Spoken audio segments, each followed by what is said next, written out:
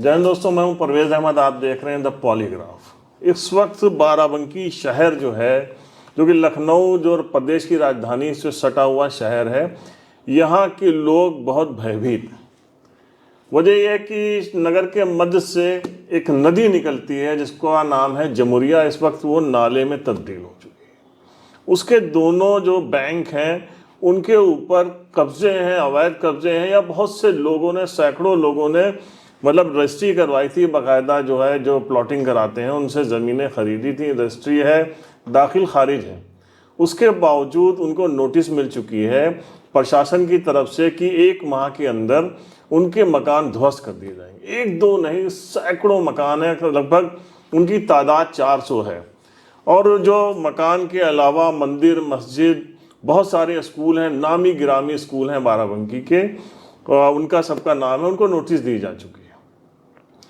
इस बीच में एक और आदमी बहुत ज़्यादा चर्चित है, बाराबंकी के वरिष्ठ पत्रकार हैं बीपी दास बाबा जी, हमारे साथ मौजूद हैं। इन्होंने एक PIL दाखिल की थी और इस वक्त कहा जा रहा है कि जो ये पूरा अभियान चल रहा है इसके पीछे इनका हाथ। हम जानेंगे कि बेसिक तौर पे इसमें कहाँ गलती हुई, किन लोगों से गलती हुई, जिन्होंने वो ज़मीनें खरीदी हैं उनकी गलती हुई है, या जो प्रॉपर्टी डीलर है उन्होंने जो है अवैध तरीके से प्लॉटिंग की है, या प्रशासन गलत है। क्या है इसमें पूरी वास्तविकता, सबसे बेहतर यही बता सकते हैं। आपका बहुत बहुत स्वागत है बाबा जी। धन्यवाद भैया आपको। बाबा जी, एकदम विलेन के तौर पे इस वक्त आप बाराबंकी में मशहूर हो चुके हैं कि सारे जो मकान गिर रहे हैं उनके पीछे कारण आप हैं। नहीं, बड़ी समस्या आपने इस बड़े मौके से इस पॉइंट को लिया है, और मेरे लिए बड़ा धर्म संकट था। और धर्म संकट ये था कि हम अपनी बात कहें तो कैसे कहें। आपने बड़े मौके से, ये तो मैं धन्यवाद करूंगा आपको, शुक्रिया है आपको। प्रवेश भाई, बात दरअसल ये है कि 2 साल पहले यहाँ एक जिलाधिकारी हुआ करते थे, आदर्श सिंह। उनके समय में एक आदेश हुआ था। उन्होंने शहर के लोगों के, खासकर जो इस जमुरिया के दोनों किनारे पे जो मोहल्ले हैं, उनमें जल भराव को लेकर उनकी चिंता ये थी, और उस पर उन्होंने मीटिंग करके, भरी मीटिंग में सबकी जिम्मेदारियां उन्होंने डिप्यूट किया था, सबके दायित्व निर्धारित कर दिए थे। उसमें पहला दायित्व निर्धारित किया गया था नगर पालिका का। वो मेरे पास पत्र है, आप इसका नंबर नोट कर लें या हमसे ले लीजिएगा। ये पत्र संख्या है 320 OSD, दिनांक 23 अक्टूबर 2019। समस्त अधिशासी अधिकारी नगर पालिका परिषद, नगर पंचायतें, जनपद बाराबंकी, कार्यालय जिलाधिकारी बाराबंकी है। इसमें देखिए उन्होंने उल्लेख किया है, 3 पेज का लेटर है ये। बीच से मैं यहाँ से आपको सुनाता हूँ। कतिपय स्रोतों से ऐसी सूचनाएं प्राप्त हो रही हैं कि नगर पालिका परिषद नवाबगंज द्वारा समस्त संगत नियमों एवं अधिनियमों की अनदेखी करते हुए पुनः इस नाले में कूड़े की अनियमित डंपिंग की जा रही है, जमुरिया नाले में जी। जिससे आने वाले दिनों में एक तरफ जहां जल भराव की स्थिति उत्पन्न हो सकती है, वहीं पर्यावरण प्रदूषित होने के साथ साथ लोगों के स्वास्थ्य पर भी कुप्रभाव पड़ेगा। ये बेहद निंदनीय एवं अनियमित कृत्य है एवं अधिशासी अधिकारी नगर पालिका परिषद नवाबगंज तथा निकाय के अधिकारियों कर्मचारियों को सचेत किया जाता है कि इस कृत्य पर तत्काल प्रभाव से प्रतिबंध लगाया जाए, एवं भविष्य में ऐसा पाया जाता है तो संबंधित के विरुद्ध कठोर विधिक कार्रवाई की जाएगी। यहाँ ये भी स्पष्ट किया जाता है कि जमुरिया नाले के रख रखाव एवं सफाई का संपूर्ण उत्तरदायित्व केवल और केवल नगर पालिका परिषद नवाबगंज का है, एवं भविष्य में नगर पालिका परिषद नवाबगंज द्वारा ही इसकी साफ सफाई इत्यादि सुनिश्चित की जाएगी। और उसके बाद कोई सफाई नहीं होती है और बाढ़ आती है। आपको तो ये चूँकि स्थानीय हैं, हमारे पड़ोस में भी आपका घर है, जमुरिया के किनारे अपना पुराना निवास है। जमुरिया में हर वर्ष आप देखते हैं त्राही त्राही मचती है, जल भराव से बड़ा संकट होता है। मैंने भी जिलाधिकारी के पत्र के परिप्रेक्ष्य में 2 बार पूछताछ किया, उसके बाद फिर कम से कम आधा दर्जन पत्र लिखे हमने तहसील दिवस में दिए कि ये समस्या फिर उत्पन्न होगी। पिछले साल हुई थी, अब होगी, जिलाधिकारी ने जो ऐसी शंका व्यक्त किया था, आपने देखा पूरा त्राहि त्राहि मच गया बाराबंकी में और अरबों रुपए अरबों की संपत्ति का नुकसान हुआ। लोग घर से पलायन कर गए, लोगों के घर का खाने का सामान, सारी गृहस्थी उनकी तबाह हुई। दुकानदार व्यवसायियों का सबसे ज़्यादा नुकसान हुआ इस जलभराव में। ये तत्कालीन जिलाधिकारी की शंका भी थी और हमने जो पत्र लिखे थे वो भी साक्ष्य स्वरूप आपके सामने आ गया। मैंने जब भी इन्हें कोई भेजा, वो ये इन्होंने मार्ग कर दिया तहसील दिवस से नगर पालिका को। नगर पालिका से जब हम संपर्क कर रहे हैं कि साहब ये देखिए मेरे पास है, आपको आदेश किया गया है, आप बताइए क्या करेंगे। मैंने सिंचाई विभाग को लिख दिया है। सिंचाई विभाग के अधिशासी अभियंता कोई सिंह साहब है, मैं उनसे व्यक्तिगत भी मिला, तो उन्होंने कहा कि मैं जवाब लिख रहा हूं उनको, हम आपको नहीं दे सकते हैं क्योंकि उनके स्तर से आया है, लेकिन मैं आपको बताए दे रहा हूँ मेरा इससे कोई नाता रिश्ता नहीं है। हमारा जमुरिया से मेरे कार्यक्षेत्र में वो नहीं आती। उनके पत्र, इनके पत्र सब हमने कलेक्ट किया, डीएम साहब का ये पत्र, और हम जब सबने हमको फुटबॉल बना दिया तो फिर मेरे पास और कौन सा रास्ता था कि नगरवासियों की चिंता को लेके मैं चला गया कोर्ट में। कोर्ट ने क्या कहा है ये अभी भी आपके सामने मैं रख देता हूँ। कोर्ट का आर्डर है ये जी। It is directed that by the next date of the listing, the sub-divisional officer shall file his personal affidavit giving detail of the action which may be taken for removal of encroachments from the river bed and for river and नाला। जमुरिया नाला और रेठ नदी की तलहटी में अवैध कब्जा क्या है, अतिक्रमण क्या है, उसको हटाने के लिए क्या किया गया ये आपके सामने है। अब नदी, और आप स्वयं भी जानते हैं, नदी और नाला दोनों के किनारों पर अवैध प्लाटिंग हुई है। मुद्दा ये अवैध प्लाटिंग का है। अवैध प्लाटिंग करने वाले निश्चित रूप से विनियमित क्षेत्र के लाडले होते हैं। उन पर कोई कार्रवाई न करके अपनी जिम्मेदारियों को, अपने दायित्व को जो उन्होंने निर्वहन नहीं किया वो अब दूसरों पर फिक्स किया जा रहा है। मुझे तो एसडीएम जो भी रहा, ये भी विलेन की तरह प्रस्तुत कर रहे हैं कि ये सारा काम उन्हीं की वजह से हो रहा है। अनियमितता इनकी है, भ्रष्टाचार इनका है। कोर्ट ने अगर पूछ लिया है कि आपने क्या किया, सरकारी ज़मीन पे, नदी की ज़मीन पर कब्जे हो रहे थे, आपने क्या किया, तो अब उसमें इनके शब्द नहीं कहना चाहता हूँ, नोटिस दिया है, उसमें भी मेरा नाम डाल दिया है। नाम भी डाला तो गलत डाला है। मतलब पूरा शहर हमारी घेराबंदी कर ले, मैं डर जाऊं तो शायद सब डिविजनल मजिस्ट्रेट से मैं जाके कहूं साहब अब कुछ आप ना करिए, शायद ये उनकी मंशा रही हो। लेकिन वो विनियमित क्षेत्र अधिकारी की इस कार्य में पूरी बेईमानी है। उन्होंने पूरी ईमानदारी से कोई काम नहीं किया।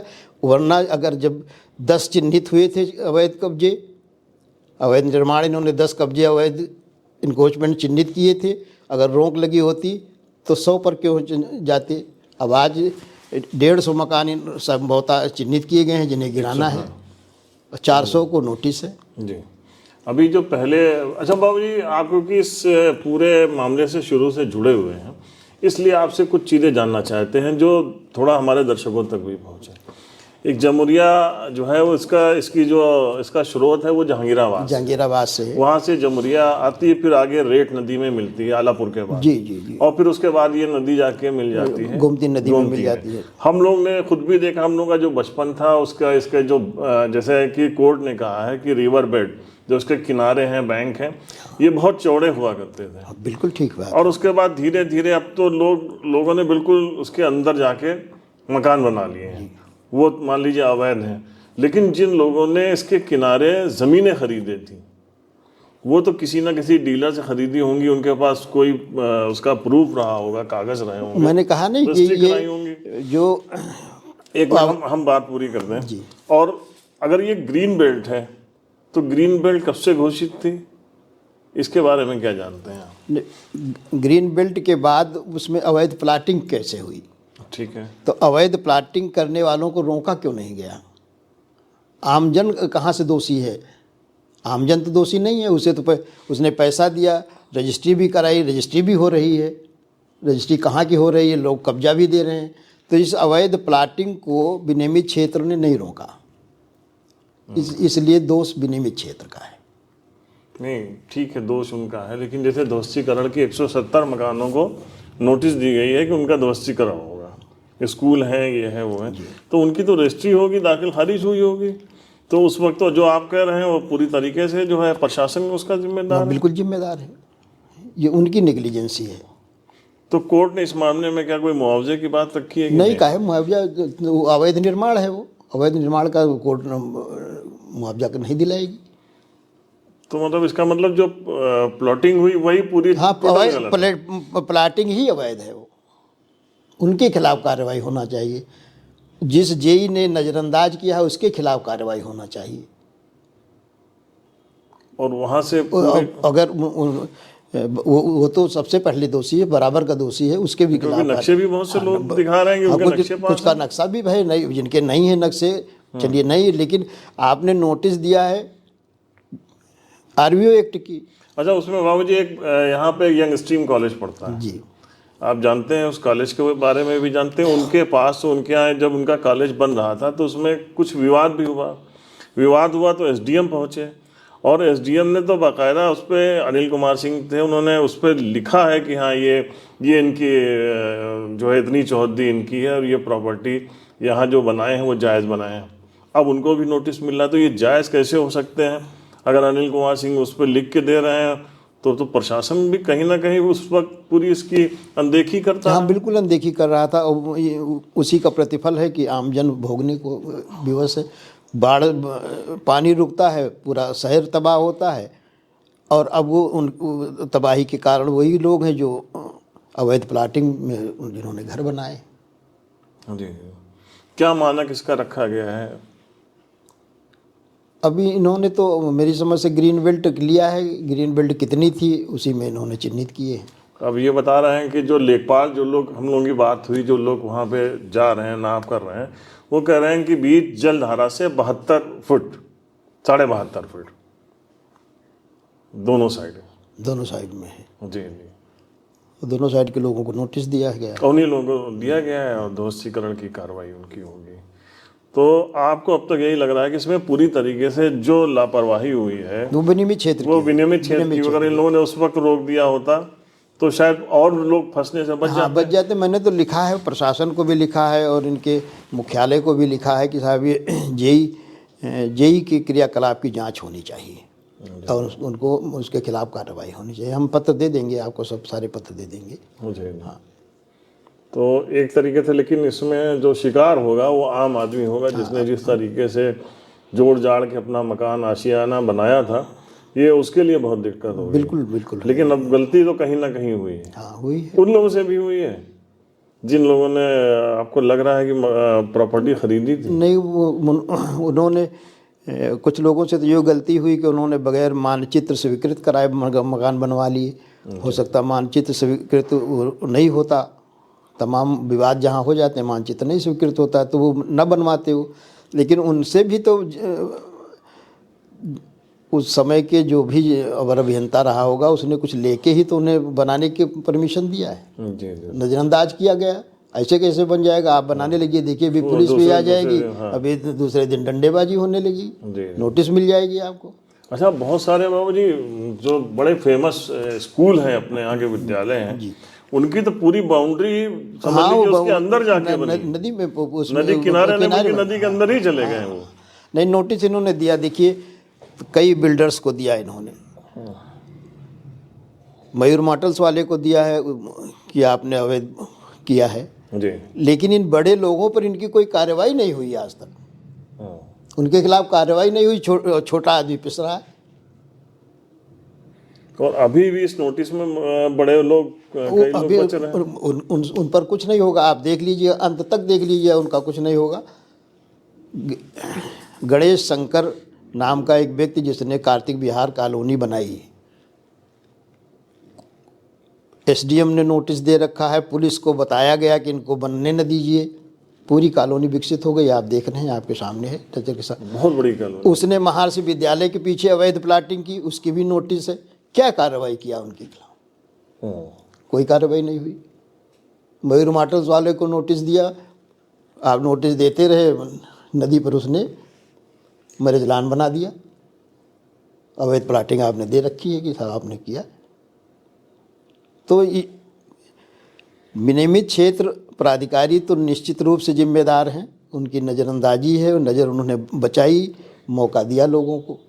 अच्छा, तो आपने कोर्ट में ये बात कही कि ये जो बड़े बड़े इसमें दबंग लोग हैं। नहीं, मैंने दिया है, मैंने लिख के दिया है। क्या इनको नोटिस आप रोज़ देते हैं, कार्रवाई कुछ नहीं होती है।